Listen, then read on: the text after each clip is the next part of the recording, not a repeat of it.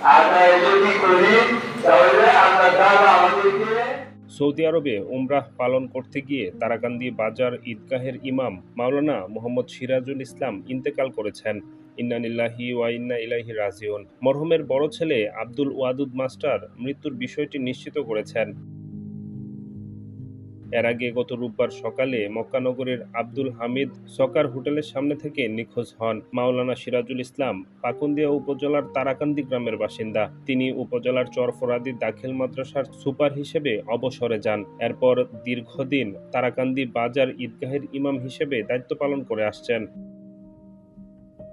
গত রোববার হযরত মুহাম্মদ সাল্লাল্লাহু আলাইহি ওয়াসাল্লাম এর বাড়ির পাশের সুড়ঙ্গ পথে দুর্ঘটনার শিকার হন মাওলানা সিরাজুল ইসলাম। সেখানেই তিনি মৃত্যুবরণ করেন। পরে তার মরদেহ শনাক্তের জন্য মুনতাসা আন নূর হাসপাতালে প্রেরণ করা হয়। সেখানে পুলিশ ফিঙ্গারপ্রিন্টের মাধ্যমে লাশ শনাক্ত করে মুআল্লিমদের সাথে যোগাযোগ করে আজ দুপুরে পরিবারের কাছে সংবাদ পৌঁছায়। মোহাম্মদ ওয়াদুদ মিয়া আরও বলেন, পরিবারের সিদ্ধান্ত অনুযায়ী মরদেহটি হেরেমের পাশে জান্নাতুল মুআল্লাহ কবরস্থানে দাফন করা হবে। ডেস্ক রিপোর্ট, নতুন সময়।